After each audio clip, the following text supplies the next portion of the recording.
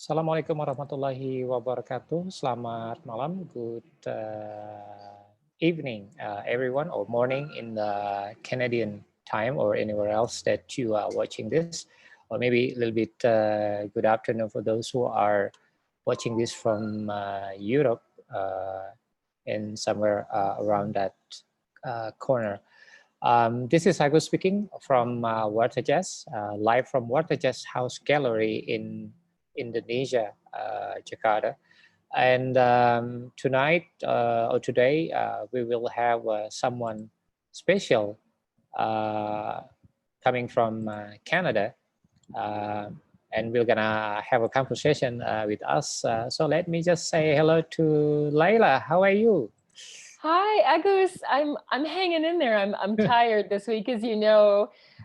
Just back from some travel to the west coast. Yeah, I of saw that in BC. your social media. It seems that you are spending well, I would say quite heavy time there in Yeah, British 3 weeks. Columbia. It's I was envy because I still here in my house. Following the health protocol by the Yes. Indonesian government because we are still in a red zone. Oh, Unfortunately, wow. because the case is already surpassing 125,000 cases Oh, my 3 days ago. goodness. Oh, my But goodness. I'm well, sorry to hear. so how is the situation in Canada in general and Toronto, perhaps nowadays? So we have been very fortunate. So Toronto and Ontario, the province that Toronto is in, was the second highest number of cases in Canada for a long time. And Quebec, where Montreal is, was sort of the hardest hit. But we actually we're now in stage 3 of the reopening process, which means that people can go into restaurants. Everybody is still physically distanced.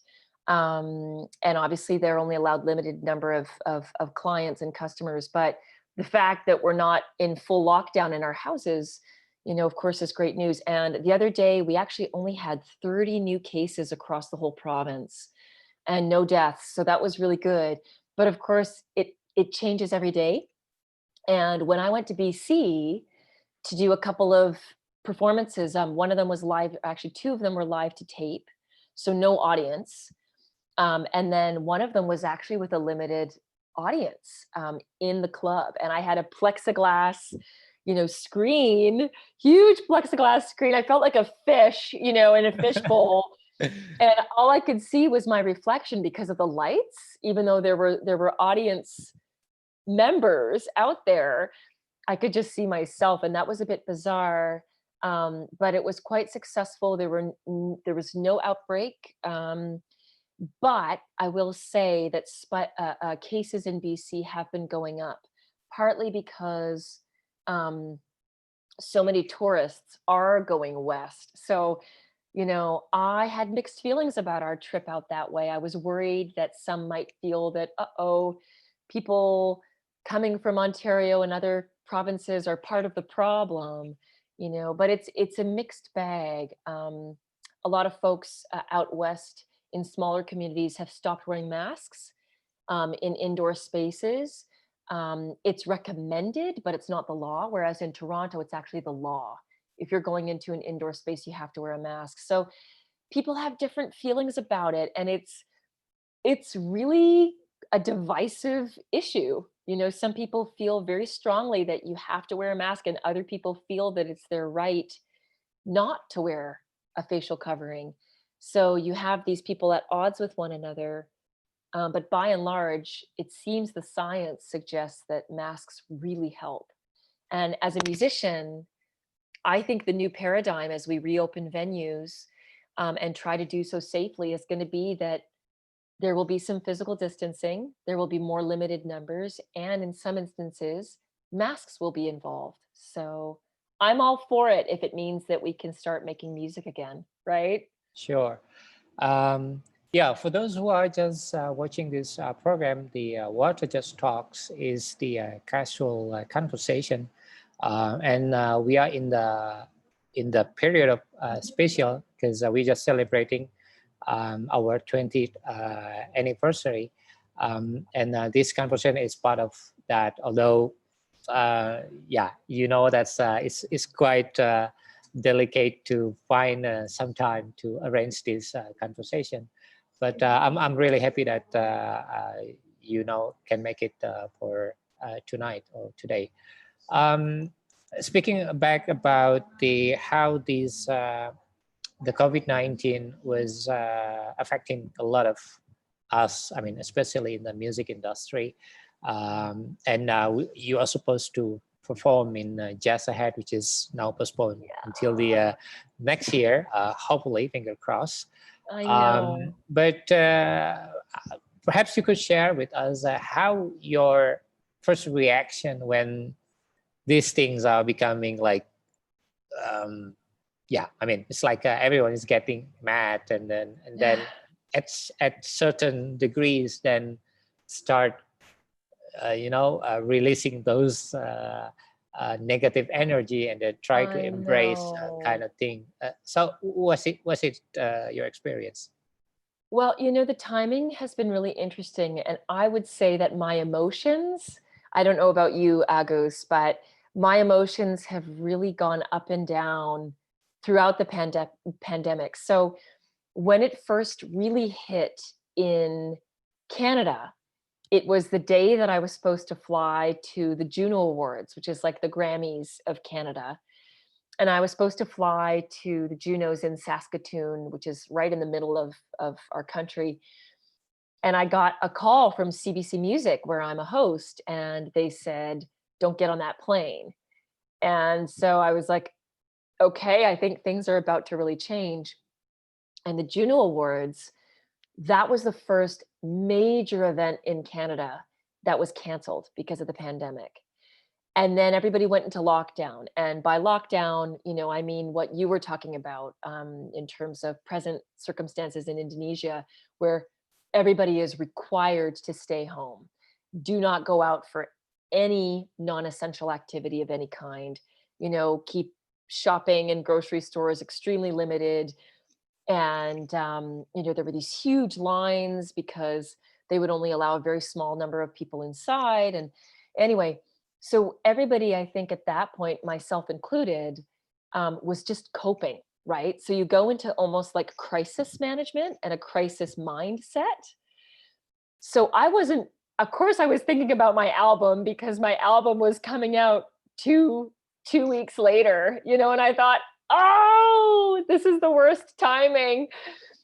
But and then of course, as you just mentioned, I saw one show after another, one tour after another get canceled. And then because I had already booked so many flights, then it was trying to call, you know, flight booking agencies and Expedia and Hotwire and Air Canada and WestJet and Delta Airlines. And I mean, I was on the phone, it felt like, for 2 weeks straight trying to reach these various companies to see if I could at least get a refund or a credit, because I had lost thousands of dollars in expenses. And so I was really kind of like in problem solving mode. And then fast forward to the release date, March 27th, for the new album Out of Dust. Then I went into, you know, problem solving mode with regards to the album. How do I now share this music with the world? And at that point, you know, it was what we call baptism by fire, which is that an expression that suggests that you kind of get thrown into a new environment that's totally unfamiliar, and you have to figure out how to make it work. Otherwise, you know, it's sink or swim. And so we had to figure out how to produce live streams and how to do it with good sound quality and a good image. And, you know, you're dealing with broadband and internet connectivity issues, and, you know, and so that was what April was like for us. That was, you know, a lot of that month was spent trying to figure out how to get the music into the world via this totally new paradigm. And then May was sort of a little bit similar, I would say. And meanwhile, we were homeschooling our 10-year-old. So, usually our 10-year-old would be in school and we would be able to devote all of our attention to addressing the tasks at hand. But instead, we were trying to produce live streams, which was totally new territory, and homeschool our child from 9 in the morning to 3:30 in the afternoon. And then we would have to keep them occupied with other stuff afterwards. So this balance was incredibly difficult, and we were just like, trying to keep our heads above water until the end of June. And then mid-July, or towards the end, yeah, mid-July, we went away to BC, and then came back just a few days ago. And I think that it really hit me this week. I came home and I was really emotional. I kept, kind of breaking down and crying. And I thought, what's wrong with me? What is going on? And then it dawned on me that it was the break away from patterns of crisis management that allowed me to then come back and really begin to process what this has meant, not only for me as an individual, but for the arts around the world. And then, of course, just, so many people are suffering. And I think I began to really deeply grieve. And I'm a glass half full person. I'm always looking for the silver lining. But I think I had a bit of a reality check this week because it's hard and it's real, and humanity is resilient. We're going to find our way forward, but the cost has been like immeasurably significant, right? I'm sure Sure. you feel the same. Well, So, it's a lot of talks and thoughts being circulated, and then trying to, still in a very optimistic energy, because a positive is something that we try to avoid now. I You need to make sure know. that you don't be a positive somehow. Yeah, like tone deaf, right? That's a word that we use. Like it's like, oh, everything's okay, but it's not, and we know it's not. Yeah. And some people is to say it like this sort of like blessing in disguise Right. situation, like for example, in WartaJazz, so many years that we've been doing a lot of interviews with so many people, and we're planning, we're gonna upload this to YouTube Yeah. soon, but that's not gonna happen. I mean, it's like, because that's once you finish that interview, another interview is coming up, another issue is coming up. This is less Right. important than the other one. It's everything is gonna be stopped, but somehow you just have to stop, and the situation that makes you stop, Right. because nobody is moving. Everyone is a sort of like a slow motion kind of feeling. Yeah. But Yes. at the same time, I feel that I don't have enough time to actually finish a lot of new work that's Yeah. simply coming up. As I told you, that we come up with several initiatives, and here we are. I mean, this is already a 16th edition of these talks. We also have another session that every Monday we launch a new works from the Indonesian artists for the world. Oh, So that's awesome. yeah, every Monday there are two artists that being presented. I think we're gonna play one track from each artist, and we're gonna talk a little bit about that in 60-minute shows. And Fantastic. the newest thing that may come up very soon is we're planning to host the first ever Indonesian WartaJazz Expo virtually in November. So that's a kind of blessing in Amazing. disguise for us in WartaJazz. And as part of this celebration for 20 days, we're doing a lot of different stuff. For example, on 21st of August, at the end of this celebration, we're gonna play a movie about avant-garde jazz by Whoa, the former bass player of John Coltrane. His name is Cyrone or Norris Jones, fantastic. with the Swiss pianist and Swiss drummer. And the most interesting part is not playing that. Of course, you can always play that in YouTube or whatever. But Hmm. we are trying to discovering new territory, a sort of like something that we do know it's there, but we never explore that. And since everybody now getting used to Zoom, Google Meet, or whatever video conference that you can use, using Restream, Lightstream, Yellow Duck, whatever kind of technology that being used. But one thing for sure is everyone is embracing this and sharing the same feeling. Although in a good analogy, I would say we are now crossing the big waves in the oceans. Some people maybe just in a lifeboat, like saving boat, which is very small, and then some others may have a fisherman's boat, Yeah, relatively big, but some others are just heavy pace with the big super cruise, right. where it has all of these 5 star, 6 stars facilities. Now the question is, back to you, is what is it for you? I mean, is there something that being produced or being taken, or lesson that being taken during this very hard period of time? Yeah, it's hard to avoid the cliches. Um, but truly, and I'm sure you've heard many artists say this, it's interesting because the arts have been so profoundly affected. Arts and entertainment is one of the hardest hit industries due to COVID, along with tourism and others. But we're up there, um, and yet, I think that most of us would agree that the world needs art more than ever.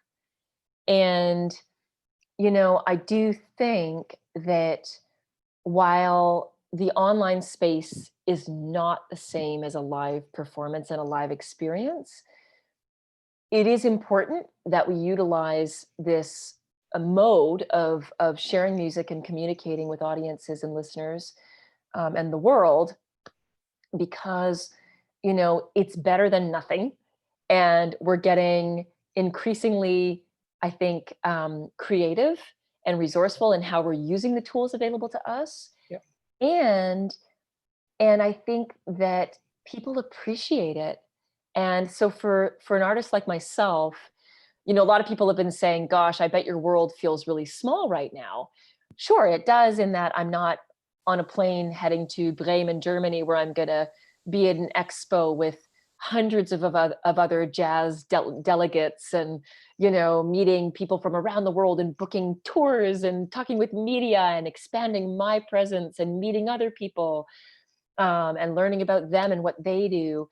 Like, that is true on the one hand, but on the other hand, all eyes, or many more eyes, are on the internet and looking for artists and art. And in that sense, this is a real opportunity to be discovered. And the world, in a way, has actually broadened. I think a lot of artists, maybe they would have done a live stream pre-COVID, because it's not as though live streams didn't exist prior to this, they did. And maybe they would have a few hundred viewers, right? Well, now that number has increased exponentially, just by virtue of how many more people are online and want to see that artist, but they can't, in whatever city they live in, because the artist is not on tour. So I feel like that's an important thing to bear in mind. Where it gets difficult, just to speak very frankly, is monetization. So, That's like everyone's issue right now. I mean, it's so difficult. And so, just as an example, Agos, a lot of these streaming performances that I've done have been free, right? I'm going to say 95% of them have been free. Yeah. And then recently there was a presenter in a small area of Ontario called Elora, and they paid us a really good fee to capture a live to tape performance in our living room right here on this piano, right? And so I filmed myself in our trio, and I felt almost guilty that they paid us this really good fee. And then they were charging people a $30 ticket to watch the show online. It was exclusive content. They had a chef from a local restaurant, um, you know, give people a grocery list and then take them through a cooking presentation so that they could cook something special to eat while they were watching the show, which I thought was really creative. But I was skeptical. I thought, how many people are going to pay $30 to see a show that, they might be able to see on another occasion for free, or perhaps have seen already. So I did try to include some new songs that we hadn't yet performed live. We had George Kohler on bass, which is something unique. It wasn't just my husband and I, but I was like, how can I bring added value so that, this presenter, as they try to monetize things, has something to work with? And that's the challenge, right? How do we ask people to pay for something that they could otherwise get for free? And it reminds me a little bit of when music was digitized. So when music moved from physical CDs that people had to buy at a brick and mortar store to, Napster, and then later Spotify, Oh, what iTunes, all good etc. years, you know. Right? And so for a long time, it was like, well, how are we going to get people to pay for something they can get for free online? And I'll never forget Radiohead. Radiohead released, I think it was Rainbows, and they basically put it on their website and they said, this is available for free download to anyone and everyone. But if you want to support us as a band, here's where you can donate, or contribute, pay something. Yeah. And it was a really interesting, I think, well, firstly, it was a wonderful PR campaign for them because no one else had taken that approach before. Yeah. So they got lots of press coverage for that. And then I think that a lot of people actually paid. So of course there were a number of people, probably, even tens of thousands of people downloading for free. But those folks were going to do it anyway on Spotify. And so I thought it was really interesting, their approach. So in a way, I kind of keep some faith that as much as a lot of people will continue to consume music performances online for free, I think there will be some who are willing to pay, and we'll just see how it all kind of balances out. And of course, we hope that over time we're going to get back to those live performances like Jazz Ahead, where we hope the conference in Sure. 2021 is going to happen. Yeah. And yeah, speaking about the how we share the music and Yeah. of course, you always like being a present in the room where you can really feel the atmosphere, and especially as the artist, that you take the energy from the audience. You do Totally. call and response, not just within the players or musicians, but also with the audience, with their feedbacks and cheer up or claps or whatever. Um, Perhaps you could tell me when actually your first time encounter with jazz. Well, I was introduced to kind of very a very popularized and specific jazz era when I was in high school. I remember playing in the big band when I was learning flute and that sort of thing. And it was in middle school. And of course, the song that a lot of big band music teachers would go to as a bit of a nod to jazz was "In the Mood" ba ba da ba da ba da ba da ba da ba, you know? And so I was like, oh, okay, like it's fun, but slightly cheesy. Mhm. I mean, that's how I felt when I was like 13, 14, 15, right? But then, I mean, this is really the time in my life that I look back on as my true introduction to jazz. A little bit later on, when I was 15, I switched high schools.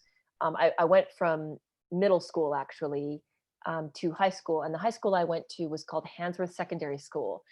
And I didn't know this, and I had never heard of her, but I learned, fairly quickly that there was this wonderful jazz pianist, classically trained, who had gone to Handsworth a couple of decades prior to me, and that pianist's name was Rini Rosnes. And so when I showed up, classically trained, I met the same band teacher who coached Rini. Mm. His name was Bob Redliaddy. And he took me aside and he saw something in me that was unique to him. And he said, okay, I think you have an ear for jazz. And so he gave me her record. He gave me Chick Corea's album. He gave me, just different albums to take home and listen to. They were CDs in CD format. And then he suggested that I hook up with a piano teacher who was living in the same neighborhood as I, and that guy's name was Darcy Argue, who now runs like a Grammy nominated big band out of Brooklyn. But at the time, he was just, this guy a few years older than I, who played jazz piano. And so this was all happening when I was like 15, 16. And right in the middle of all of this, Agus, I actually injured my arm in a car accident. And I had been playing, percussion in the big band, and that actually made the injury even worse. So I, at that point, had to switch to playing piano mostly with my left hand. But I was already transcribing Oscar Peterson solos and Chick Corea solos and Miles Davis. That's what Darcy Argue was having me do. He turned me onto what was his essential jazz listening list. I wish I still had that list. He had written it out for me by hand, and he had given me a cassette tape to accompany the list. And I very diligently, because I was always a bit of a nerd and a good student, went through the whole list. And that was when I discovered Keith Jarrett and fell in love with Keith Jarrett's approach to jazz, because you can really hear the classical influence. Same thing with Chick Corea. I didn't actually really warm to players like Coltrane until later on. Initially, their approach to jazz was almost too strong for me. Sure. I didn't relate to it. I wanted something that was very melodious and melodic and tuneful. And so when I ended up going to college for jazz, which was a real left turn, I was going to go to school for sciences. Um, I discovered Kenny Wheeler, who was another very melodic jazz artist. That just, to me, the music sounded so beautiful. And then I discovered Maria Schneider and Jim McNeely, and wanted to be a big band composer for many years. Mm. That was where my interests really lay. And that was partly also because I still had the arm injury. So I couldn't play like burning jazz piano, but I could write. I could write this music that I was hearing in my head that was influenced by Kenny Wheeler and Maria Schneider. Um, but as I regained facility in my arm and discovered singing, that was when, I kind of explored more traditional forms of jazz and began to listen to, um, you know, like a contemporary version of, oh, excuse me, a contemporary reflection of traditional jazz. So Diana Krall is a great example. She was a contemporary artist who clearly was steeped in the tradition of jazz. She had a real bebop feel, swing feel, and there was, her approach to bossa nova. And so she then became a really important influence in my life. And then I also discovered artists who were hybridizing jazz with other genres. So, Jeff Keezer covering Radiohead and covering Bjork, Cassandra Wilson, you know, um, Robert Glasper, bringing a hip hop producer into the fold, Snarky Puppy, sort of this fusion jazz approach. And that was what really began to excite me and kind of propelled me in a new direction. That was a very long answer. Sorry, Agus. Well, I'm really enjoy that because I know most of the names, and Renee Rosens was coming with San Francisco Jazz Collective a couple of years back in Yay. Indonesia, and Oh, cool. we are very happy because one of our campaign, because on the first day they perform with the collective, it's very few people in the room, and then we made some like a kind of movement. We try to inform our colleague that this is a important group that coming to Jakarta, led by Joshua Redmond, and Wow. yeah, Wow. basically we inform this biggest newspaper in Indonesia, and Yeah. and somehow they use our photograph from the first day concert and then put that in a front page of That's the awesome.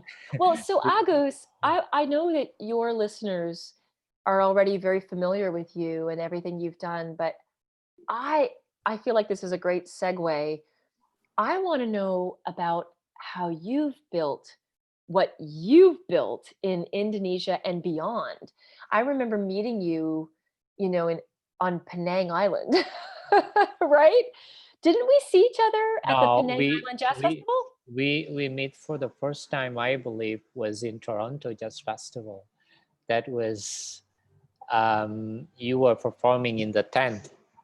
Yes, but That then I saw you in yeah, Penang. then we meet That's what I mean again. later. Yeah, that's Exactly. So another meeting, and then we meet again in another part of Malaysia. Malaysia, which is Borneo. Exactly. And then Exactly. So yeah, so you had you most of the jazz community, like people in the jazz community know about you because, you've built something so unique in a part of the world where jazz is not a common form of music, and yet you're doing something so important for the genre, for the tradition, and you're embracing a whole breadth of jazz musicians. You're not just taking a very narrow view of what jazz is. You're including artists like me and people who are a little bit, kind of on the yeah, doing margins of everything in what. between. Yeah. Yeah. So I want to hear a little bit about you and your background and how you got, like, look at this poster behind you with all these festivals that you've presumably helped found, No, right? yes, this is the one that I we mean, run. This it's is incredible. So tell me a little bit about you. well. First thing that's it is interesting that since you mentioned about the share music, which was free for quite some time, then monetizing. Yeah. I have to confess that I have an IT background. I'm a software engineer who Ah. happened to be a big fan of jazz, and I was watching the James Moody and Bob Brookmeyer, No along way. with the Carl Malone and other jazz cats in Pittsburgh Annual Jazz Festival in Carnegie Mellon University back to 1999. That was when Wow. I was still working in Pittsburgh. So when I get back to Indonesia, I meet with my colleague Aji and others. Then I told them that I had a chance to make this thing big because internet was still very early stage, and Hmm. I was studying about how we can do a telecommuting, which is essentially like exactly what we were doing right now. Is we are telecommuting, we are telecasting, we are tele Yes. interview, tele, and etc. etc. Um, so the biggest notion or impression that I get from jazz is jazz was a freedom of expression. Mm. But somehow I found out most of the people in jazz is try to limit themselves in a certain box, Mhm. just because over the years it has been relatively going like that way. Yeah. While in the in IT industry, for example, we do have what we call it a shareware. You can share and then you can donate. There is a freeware. This totally 100% free, and you can Yeah. also still donate. And there is Yeah. also proprietary software, like biggest corporation doing. Yeah. And and I feel that all of these is a matter of perspective. So if it is free, but then is the windows is keep popping up, it's like you see in many Right, websites. right, right, right. All the Then ads and yeah, yeah. so that's I mean, there's a famous if you pay peanuts you get monkey. So this is what I'm trying to transfer and transform that wording, the jazz, into something that's totally how do I put it? I don't really realize that I have that potential and ability to do that, because as a Mm. software engineer, my task is only to find a solution to any problems, you know. And later on, I find out that the solution for any problem is not necessarily using computer, Mhm. because sometimes you just need to tell them, hey, this is a pen, and then you can just write something, and then Yeah. if you use computer, you probably take half an hour just to figure out where is the enter button and where is the escape and where is etc etc. Yes. So back to the Yes. conversation about jazz. um Maybe the yeah, I'm basically getting hit by the jazz bug, and it stays Right. there. I Yeah, mean, yeah. it cannot be cured. And I think it's the same feeling that I when I'm meeting musicians and doing a lot of interviews is Yes. I kind of have what you call it, uh, a summary of many interviews. So Yes. okay, if I ask these questions, I possibly gonna have a 10 different possible answers. Yep. But instead of that, I already predict your 100 answers. And then I start thinking, you should thinking something for 101. So I have to craft it a question that makes you answer those 101. And no One. one ever got that answer before. And that's how, most of our conversation with many artists is becoming so special because, for Mm. example, we are one of the media, or possibly the only media in Asia that get one of the CD by Steve Lacy, which is not sold everywhere. Mm. So this CD only sent by late Steve Lacy to his followers or fans. So he Amazing. released like a 1,000 CDs, and then Wow, you're we kidding. Like just a limited run. yeah, a limited run, and then we Holy get cow. we get one of them. Or like for Amazing. example, Flora Purim, she just Wow. made a record in the studio, and Yeah. it doesn't have liner notes yet, cover or Yeah. everything. So it's straight from Yeah. the studio. It's like a sort of like a mixtape. We are the Wow. first one hearing that material. So Incredible. And it's that's because of the crazy. relationships you've built. Yes, yes. On the And first year we started, we talk about. I mean, since I'm a software engineer, I'm telling my peers that, which is at that time still not understanding what I'm talking about, but I'm saying like this: I'm trying to contact every single jazz musician that still live on Earth. yeah, So that's kind of course, a big job. I will never be able to finish that because I mean the Yeah. world is so big. At the same time, it's so small. So back to the conversation with you, which I find very relates is I believe there are moments, and jazz is like being in a moment. There is a moment in every single life that has a soundtrack. That's what we call it, Mm. soundtrack of our life. And Mm-hmm. I've been using your music as one of my soundtrack Oh. in my car, in highway when I was driving in Oh. 120 kilometers per hour. So I can tell that, oh, this is the music for this speed.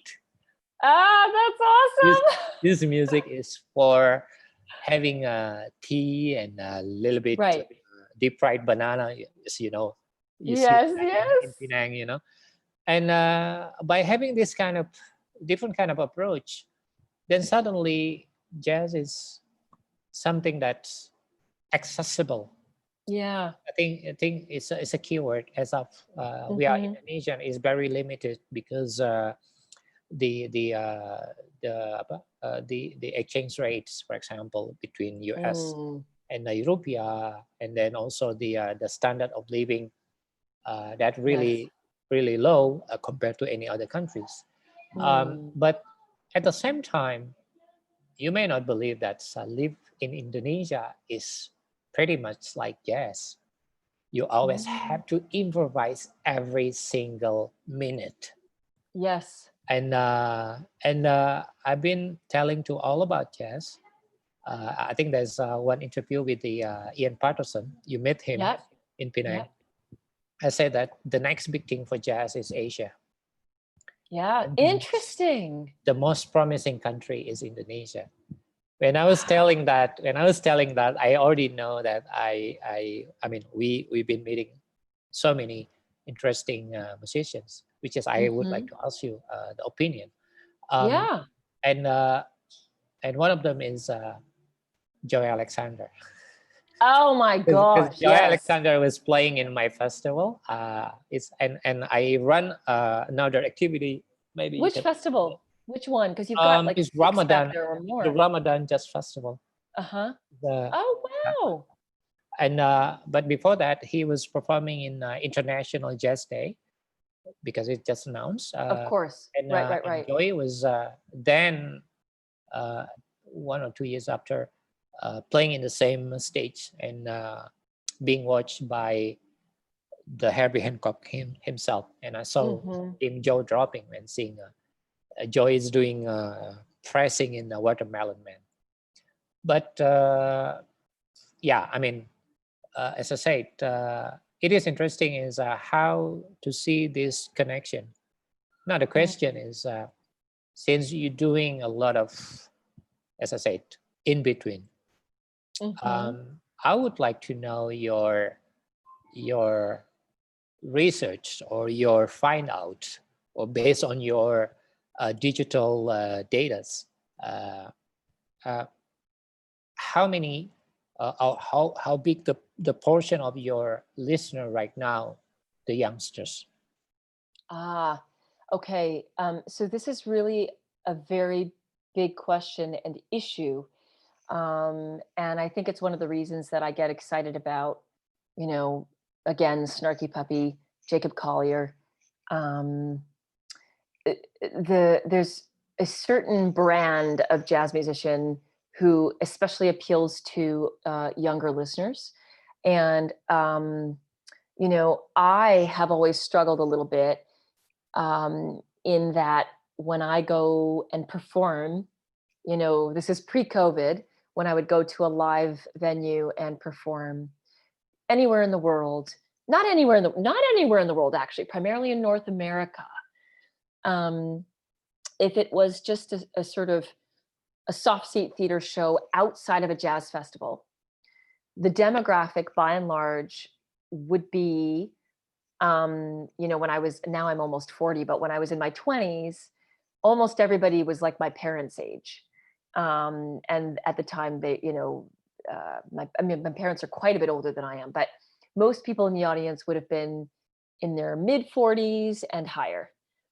And now, of course, because I'm almost 40, I think about a lot of like that demographic as my peers. So I still play concerts and see people who are, in their early 40s, mid 40s, and higher. Um, but if it's a jazz festival, if I'm playing a jazz festival, especially if it's free, it becomes an event in and of itself that people want to experience, regardless of their taste.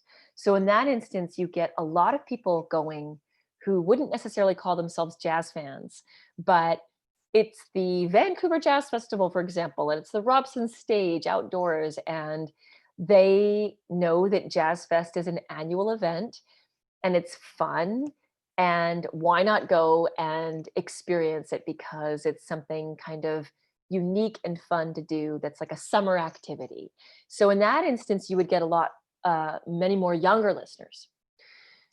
But when I would travel around the world, so for example, Penang Island or Borneo, then you're seeing a real mix. And I was actually so surprised that a lot of people walking up to me and asking for an autograph or a photo. You know, these are people who were like in their 20s or even younger. Some were in their late teen years. And that was very exciting to me. And then of course, you know, I mean, that's just my own experience in terms of my listener base.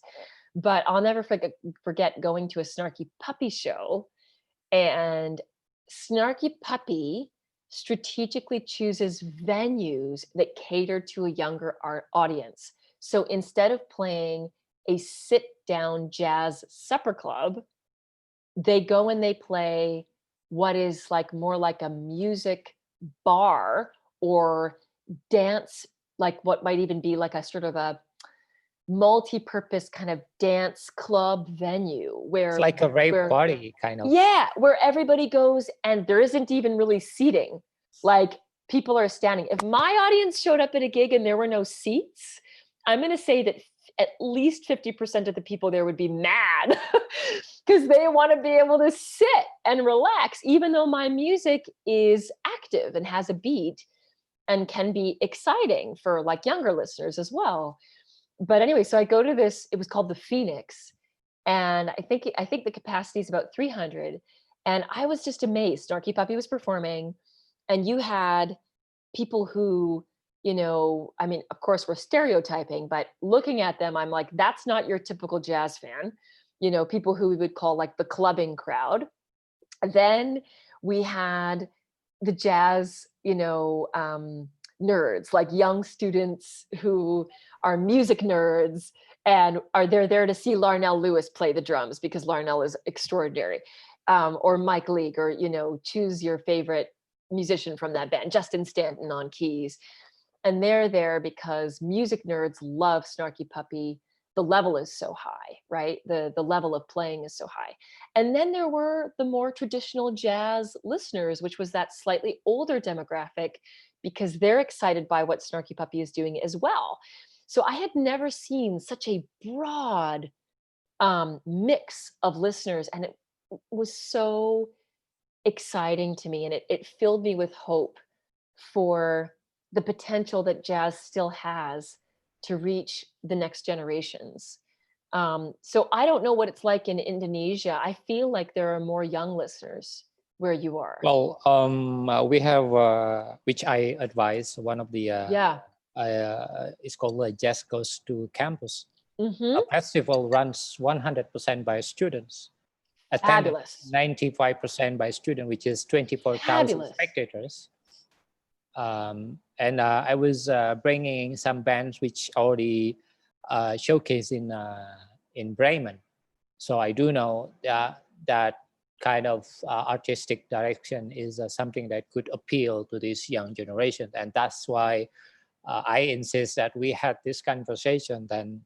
Then it will be, I have the ability to explain to them more about a possible, hopefully in the future, or Yes. maybe we can also do it like a virtual event or something like that Yeah. in the near future. But what is most important for me is the material that you choose is something that it is quite interesting. I see it like the because I follow your music since the the uh, the record before the ACT, for example. As I said, is a part of my soundtrack of my life. Uh, but most recent show that I saw in Penang slightly changes Yeah. in Borneo Jazz Festival in Miri, and also seeing you in Bremen, for example. It led me to a question: is how did you decide which songs that you would like to cover if there's someone else has already popularized it, Mhm. or how did you compose your own, songs in the sense that I mean, is that something in your mind that this should be appealing to younger generation or your peers or the older generation? No, no. I actually I think about it after the fact. So, um, I made a very different album called House of Many Rooms that was not jazz really at all. A little bit of jazz influence, but and that record, which was kind of indie pop, rock, jazz, like a mix of a bunch of different styles, charted on college radio in the US. And I remember having a conversation with my manager at the time, who manages John Batiste now. His name is Adam Sensenbrenner. And I said, Adam, I sense the potential here to reach a new audience. And that wasn't my goal. I just was writing music that I love that's different from jazz. So I've always been a fan of Feist, and I've been a fan of, music that maybe appeals to a younger listener base as well, or a base that isn't necessarily into jazz per se. And, he said to me, Lila, you're gonna have to kind of reinvent yourself. Like if you're gonna go down this new path, and I had given it a different name. I had called it the Radiance Project, and that was to distinguish it from the jazz material I was releasing. So I had the Radiance Project, which was unapologetically, one of the songs, because I got the piano here. It's like this, right? It's like, sorry. Like it's basically, I'm making some mistakes because I'm not facing the piano fully, but it sounds a little bit almost like it's Coldplay influenced or something, right? And most jazz lovers would listen to that, and unless they like Coldplay or more mainstream music, they would hear that and go, ooh, what's she doing? you know? And you wouldn't hear Diana, I mean, I don't want to box Diana Krall, but like you wouldn't hear Diana Krall play a song like that, right? It's like it's coming from a different place. Um, and so I was starting to attract this college age, um, these college age listeners and radio programs. And I thought, well, how about I have the Radiance Project, and that'll be like my little indie rock pop thing that I do, and I'll keep that separate from the jazz. And my manager said, you can't do that. You're going to really confuse people. If you're Sting and you have a huge reputation and you decide that you want to release a Baroque album where you play the lute, you can do that. He can do that because he's established. And of course, even then, the critics will come out and say, what is he doing? But it doesn't matter for him. Whereas even though I'm older now, I'm still really establishing myself, even now. And so that was why the self-titled record, Laila Biali, leaned a little bit more pop, for lack of a better word. I decided then, okay, well, if I can't have the Radiance Project, where I'm playing kind of more mainstream sounding music in its own space, then I need to find a way to integrate that sound with the jazz sound, because I love both approaches equally, and both approaches equally reflect who I am as an artist. And that's why you go from, jazz, sort of me playing jazz songs in a fresh way, to, what I just played you,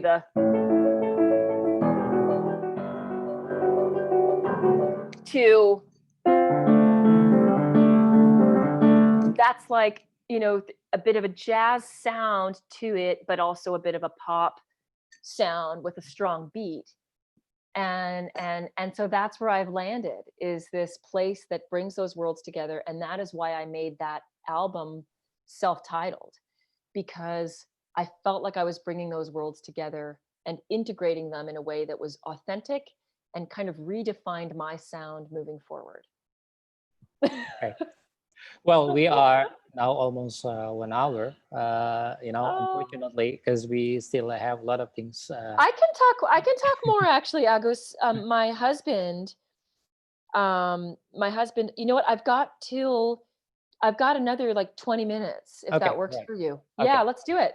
Let's do Um, it. so I have this question in my mind because I told you that we include your alpha waves into our Oh, first cool. playlist. Actually, the first ever playlist that we create for Spotify, because we Nice. never doing this kind of thing because been busy with so many festival, etc. Yes. etc. But this during the pandemic, now we are releasing every 2 weeks a new playlist.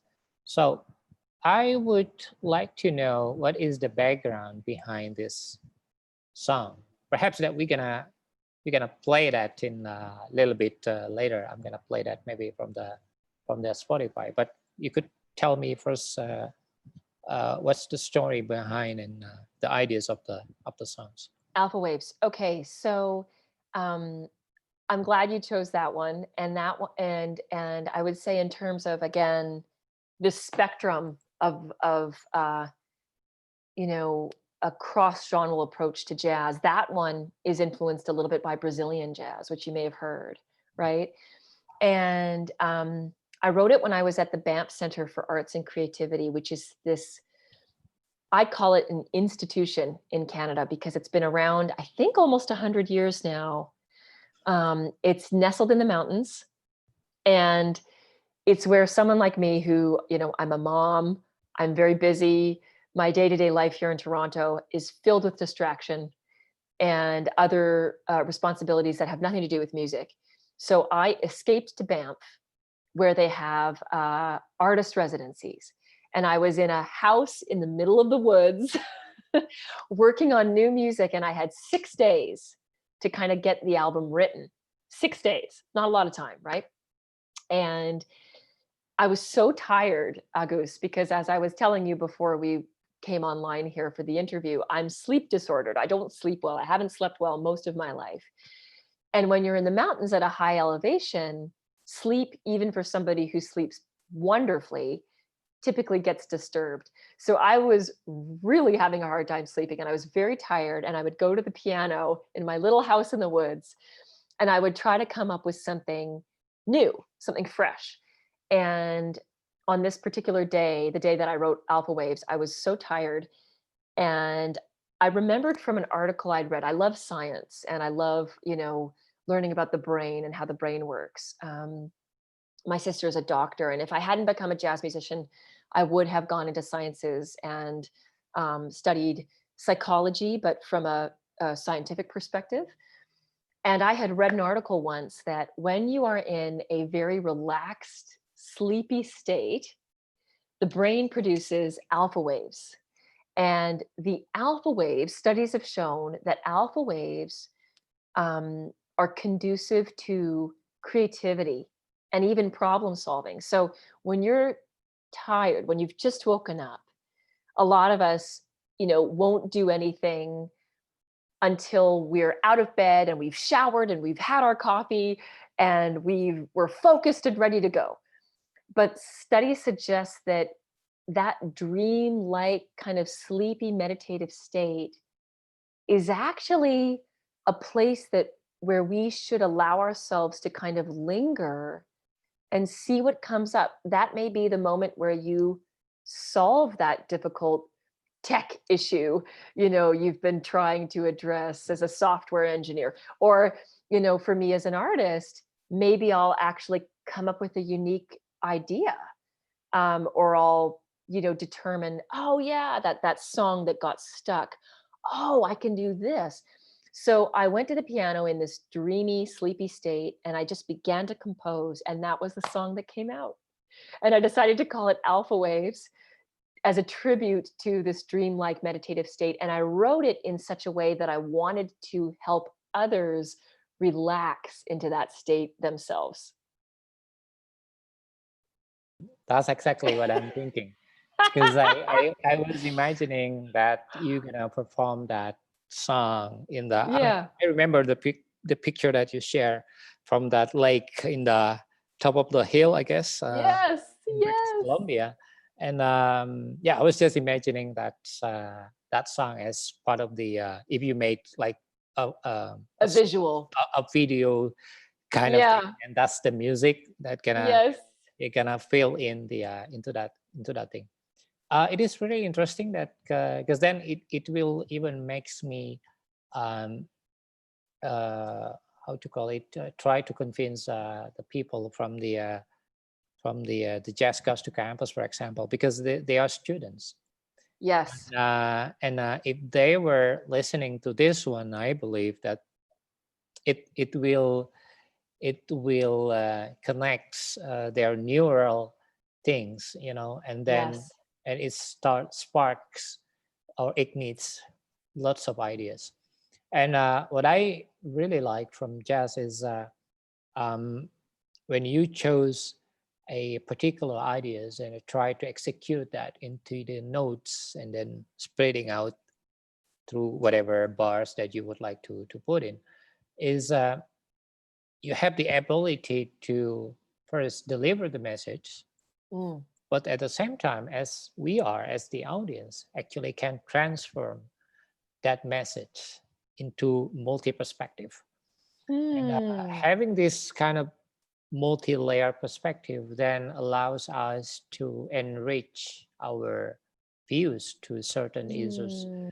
And in short, um, I think you should really coming over to Indonesia, Oh, August, I cannot tell you how much I want to. Of all, you know, as musicians, even before COVID, we don't make a lot of money compared to, like, some of Sure. our peers who are in finance or are in other industries where you have a stable job and stable income. But music and jazz is our passport to the world. And I will never forget, I only went to Penang Island, which is called the Pearl, right? The Pearl of Asia, for, I think it was 24 hours. We had performed at the Cotton Club in Tokyo, Japan. And then we flew down to Penang Island. And we arrived in the middle of the night, and then woke up the next day, opened the curtains of my hotel room and looked out and just gasped at the beauty of what I saw. And then with MIDI, the Borneo Jazz Festival, we were there longer. It was a few days, but we had to travel to a totally different part of the country that I think is like governed by it's like a different jurisdiction altogether. And so we had to get a different kind of passport stamp, I remember, and it was a very different process. And so it felt like a whole other world.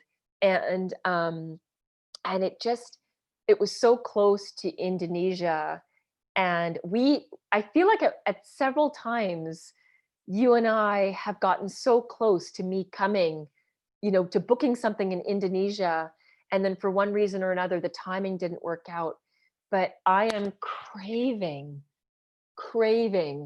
coming to Indonesia and sharing jazz. And like you said, it goes both ways. So when we perform or we experience a new country or culture, it's not that we just go there and we share our music and that we're giving. It also goes the other way. We're receiving something completely new that adds to our experience as people, as human beings, and that informs the music and changes the music and gives new ideas and broadens our experience, our perspective. And these are priceless. Like, as a human being and as a musician, I count those experiences as priceless. So I've been asked a couple of times. We've been close to playing Java Jazz, and then of course some of your festivals or venues that you are associated with. So we got to make it happen. When COVID has calmed down enough to allow for international travel again, We got to make it happen, Agus. Okay, I'm into that.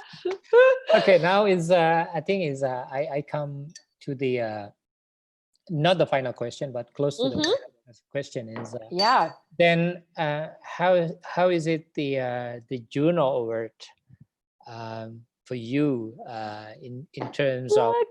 you know, perhaps it could change a little bit the way the situation, or improving a lot of different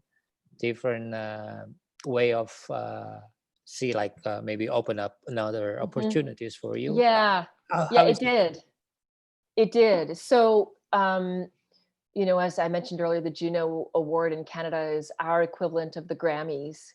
And, it was such a huge affirmation for me personally because, um, as we've been discussing, my approach to jazz is not necessarily a traditional approach, or even like it's contemporary jazz, but even then it sort of veers a little bit away from what some would define as contemporary jazz. So when I got nominated, I was totally shocked. I was nominated with Diana Krall and Tony Bennett. The album they put out together. That was also in the same category. Diana Panton, who's an incredible jazz singer. She had a Brazilian jazz album out that got nominated. I was actually nominated twice in the category because Jody Prosnick, a bassist, she had an album out called Sun Songs, and I was the vocalist. So we got nominated for her album, and then my album, and then Holly Cole, who is like jazz royalty in Canada.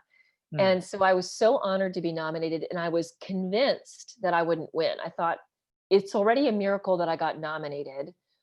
How on earth would I win? And I don't say that in a way that's falsely humble or to discredit myself, or to suggest that the album wasn't worthy. The issue was more that how people define jazz.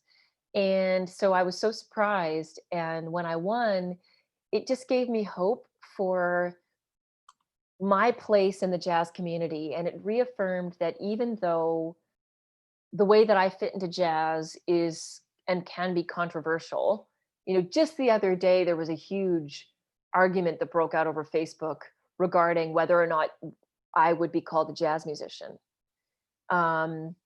There were a lot of people who were like, of course she is, and embraced me as a jazz musician. And then there were other people who said she has no place in jazz.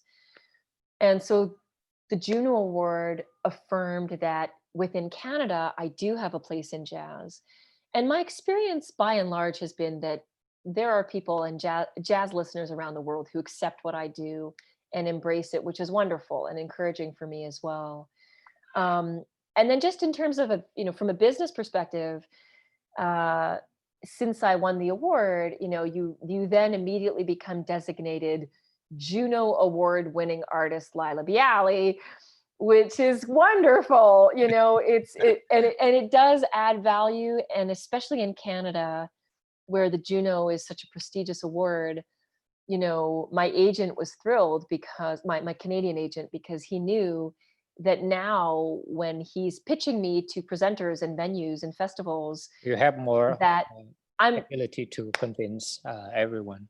And that's right. I That's right. I mean, as I told you, that when I listened to your album that you sent me through the post so many years back, maybe Yeah. 15 years Which back. one was that, Agus? Which one was it? Was it From Sea to Sky? Yes.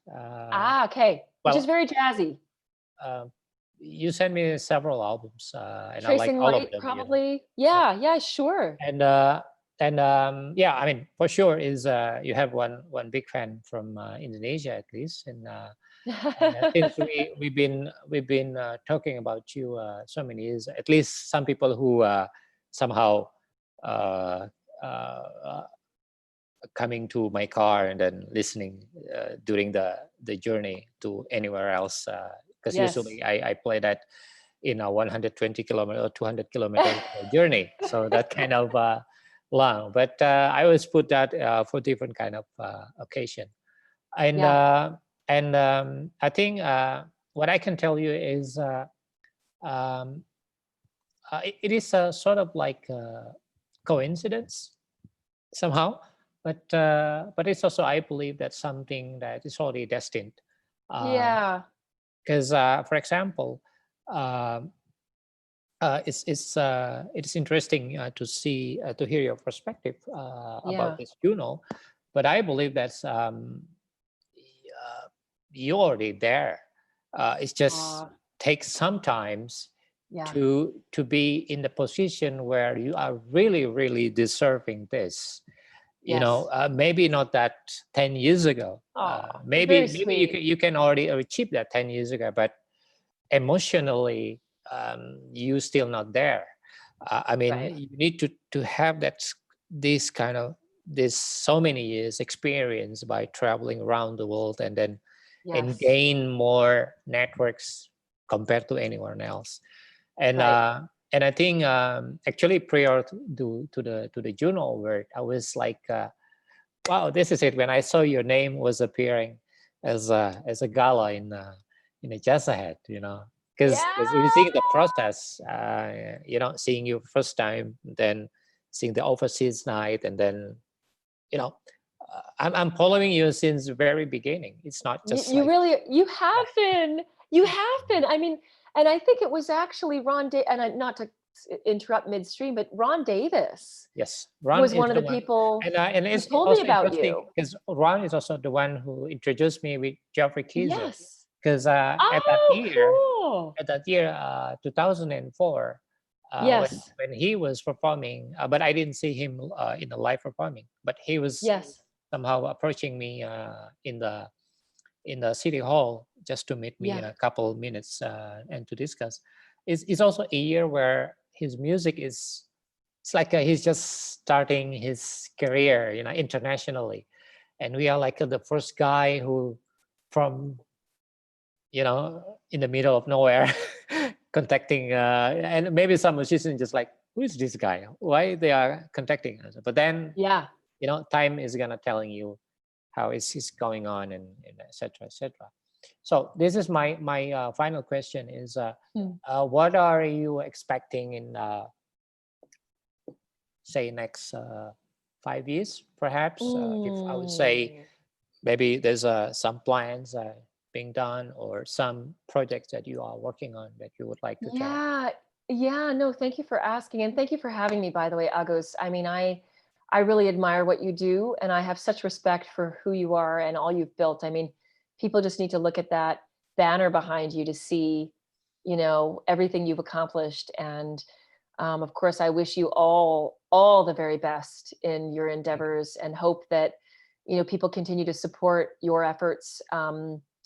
In any way that they can, so that the hard work that you've built over decades continues to have a positive impact on in Indonesia and for artists like myself around the world.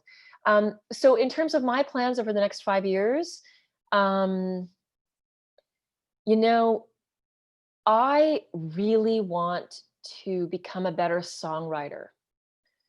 I feel that I won a songwriting award in Canada.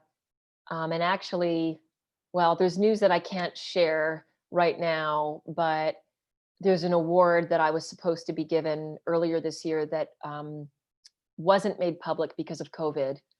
That would have been amazing timing for the album, because the awards ceremony was scheduled for the end of March, right after the album released. But soon I'll be able to share that, and it's also another composition award. Um, but as a songwriter, I feel like I have such a long way to go. And I want to continue to explore music that pushes the boundaries of genre, but is in some ways lyrically even more accessible. I think my lyrics are still a little bit opaque and sometimes difficult to understand, which my husband loves. He likes that style of writing. But I feel like when you look at the music out there, big hits and so on, whether it's Bono from U2, or the Great American Songbook, the words and the message and the lyrics are so clear, right? Sorry, that's my husband coming in. The creaking door in the background. The lyrics are so clear, where you can hear them once and you remember them. You know what I'm saying? Um, the greatest thing you'll ever you have the learn. hook. And Exactly. And it's not that I want to do that so I can be more commercial. No. It's backwards. It's that songs become commercial and become huge. Hallelujah, Leonard Cohen. Hallelujah, hallelujah. It's so singable, and so memorable. It's incredibly intelligent writing, but people are immediately moved and they can immediately latch onto it because it's so clear.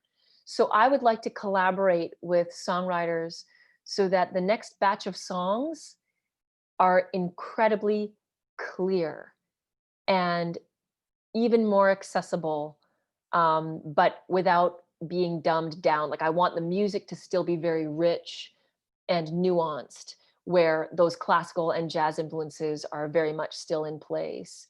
So that's what I'm hoping for artistically in the future. I also want to put out a holiday record because I love the holidays, and I think every artist should have a good holiday record out there. And then I really want to continue to build an international reputation. I love my country, Canada, and I am so grateful to be able to tour Canada. And I feel like artists can have a career within their own country and do that for their whole lives. But I love travel, and I want to come to Indonesia. I will come to Indonesia, amen and to I that. want to I want to see Africa. I want to play the Cape Town Jazz Festival, and I want to go back to Japan, one of my favorite countries to tour. I want to expand in Europe. You know, I love performing in Poland.